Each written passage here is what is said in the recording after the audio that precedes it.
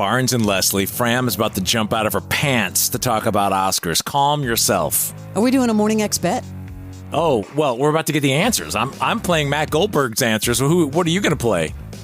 What's in my head? So yeah, okay. Let's do it. Okay, I'll take you on. Let's do it. We'll talk to Matt Goldberg next. Hey, I know you're going to have some of our 99 experiment with you Sunday night as you watch the Oscars. Why? Because it was voted 26th of the top 100 U.S. beers in the world. Barnes, in the world. That's impressive. By the beer connoisseur. Of course, we want to thank our friends at Mutation Brewing because they created the 99 experiment. You can get it all over town now. Downtown Drafts in Gainesville, in Alpharetta and Chamblee at Grapes and Grains, Ale Yeah in Decatur and Cartersville, at Nagel's Bagels, Olive Tree and Vine. Go to 99x.com or mutationbrew.com to find out more. The Oscars are Sunday night. A lot of people get into the bracket and into the pools or whatever, trying to pick the winners. That's why we're stacking the deck. We have Matt Goldberg here from the Atlanta Film Critics Circle. And what's your website, Matt? My website is commentarytrack.net, and that's where, if you want to go deep on all of my predictions, I'll have those up on Sunday. But for now, I want to give you all the main categories. All right, this dude knows movies. Deep. So let's get into it, starting with actor and actress. He's giving us the answers. What you got, best actor? So best actor it's going to be close. So right now, your front runners are either Timothée Chalamet for A Complete Unknown or Adrien Brody for The Brutalist. And up until the SAG Awards, I thought, Brody was going to win again. But now that Chalamet won the SAG Award, I think he's got the edge. I think when you look at, not only winning the SAG Award, but he's got Searchlight Pictures backing him, I'm going to lean towards Chalamet winning his first Oscar for A Complete Unknown. There's my pick. Leslie? This is the one, though. I mean, this is the one because of what he just said. Timothée Chalamet winning the SAG Award. It was like everybody thought Adrien Brody. Whoa, okay. All right. I'm going with Adrien Brody for The Brutalist. How much are we betting, by the way? We didn't put a price tag on it. Well, that's what we're doing right now, Leslie. What do you want to bet? If you want to jump into the betting world, you come in with both feet. How about $1,000? You always go for the 1,000. Always. I already lost 1,000 to Crash for the Mexican Let's trip. do a hundo. All we'll do a let's hundo. Let's do that. All right, best actress, Matt Goldberg. What are we going to do? So best actress, this one is a little more clear cut because Demi Moore won the SAG Award for the Substance. Now this is still, Demi Moore has the best storyline of this Oscar season. This sort of comeback narrative. You wrote me off, and I took on this really tough role in a body horror film, and she crushed it. And she's been winning all the awards. The one wrinkle is that the distributor Mubi is kind of small. And she's up against Mikey Madison for Anora. Ooh. So if there is an upset in this category, it's probably going to go to Mikey Madison. But right now, I think everything is working for Demi Moore's favor. So I have her down for winning Best Actress. Wouldn't all the things you mentioned kind of rise her up? Because she's swept pretty much, right, Fram, all the way up until now? I'm thinking Demi Moore as well.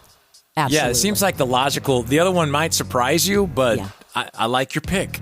I like your pick, Matt Goldberg. Let's jump to supporting. Okay, so this is easy. So supporting actress, these are pretty much locks.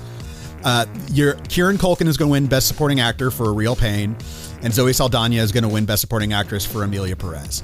They have won all the precursor awards. There's not a lot of drama in those categories, so you can confidently pencil those in for your winner. And everybody wants to see Kieran do another crazy acceptance speech. Yeah, he's very charming. He's running out of things to say, to be honest. Hilarious. Kieran Culkin and Zoe Saldana? Yes. Yeah, I'm absolutely.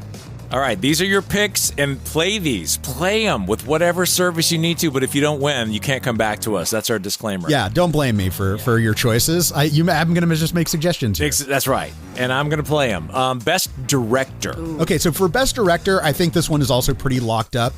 Sean Baker, the director of Anora, I think he's going to win. He won the Directors Guild Award, and he's just, he's been doing this for a while. Anora is a popular film. It's very much his vision. It's the kind of movie that he makes. And I think voters are going to spark to it.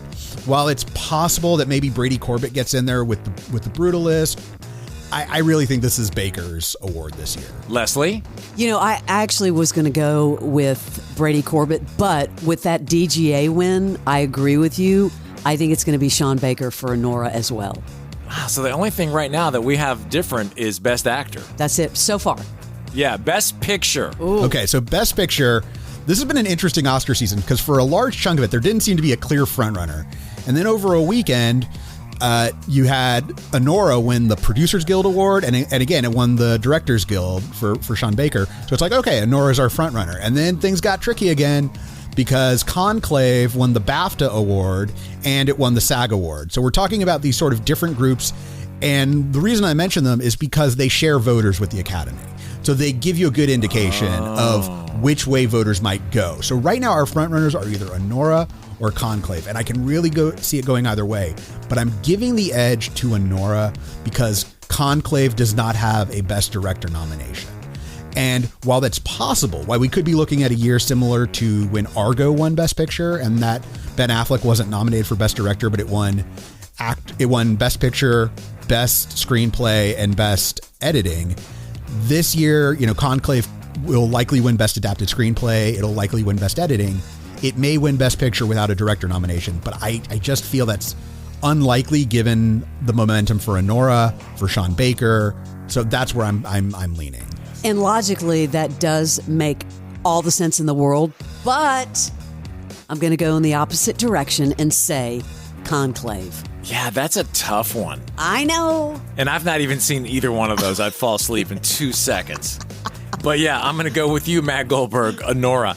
Okay, if you're playing somebody else and you're wagering them, let's put Best Short out there as a tie-break almost category. Ooh. What's your pick for Best Short? So we got 3 shorts categories, and this is usually where people's ballots go to die because there's just a lot of people just haven't seen the shorts. There's not a lot of opportunity to see the short films.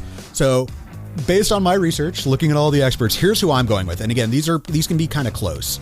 For Best Animated Short, I have Beautiful Men. For Best Documentary Short, I have I Am Ready, Warden. And for Best Live Action Short, I have The Man Who Could Not Remain Silent. So those are my 3 picks for shorts. Do with that what you will, or go another direction. But shorts are always tricky. Fram, let's just keep it at the 6. Like those, we're just going to be stabbing in the dark. Yeah, though you might as well throw a dart at a board for the shorts, to be honest. Unless you wanted to do original song as the tiebreaker, that could. Okay, let's do that. Actually, I'll give you guys a close category for a tiebreaker. Yeah, all right. If you really want like a close one, yeah, go for original screenplay. Oh, that's a good one. Because you could get Brady Corbett for The Brutalist. You could get Sean Baker for Anora. That's going to be a bit of a toss-up. Another good category if you want to see who's a good tiebreaker. This actually works for you guys. Best sound. And that may seem like a deep cut, but there are 3 really good options there. You could go with Dune Part 2, you could go with Wicked, or you could go A Complete Unknown. I feel like Wicked's going to just take all those things. It just has so much buzz. What are you saying? I'm saying Dune Part 2 because Me too. Because of just sound effects and things like that. But again, that's going to be a close category because again, the music of Wicked, the music of A Complete Unknown, don't write those categories off. So if you guys want a tiebreaker, I would go for sound. All right, I'll take Wicked. You're taking that other one? I'm going to do Dune Part 2. Is a short the best way for someone to sneak in and win an Oscar? A short? Oh, I wouldn't say sneak in to win an Oscar. Who remembers them? Nobody. But if you find something that's really touching, if you look at the what has won in the past and what type of, it's always something that's got some sort of not current event, but like something that really is emotional usually. Yeah, but at the same time, shorts are kind of a great way for someone to get their first step into the industry. So yeah. Yeah. Like Walton Goggins won an Oscar for a short. Yeah, we mentioned Taika Waititi won an Oscar for a short. So you can get in there. All right. Oscars Sunday night. We'll have all the coverage, of course, Monday morning with Leslie Fram.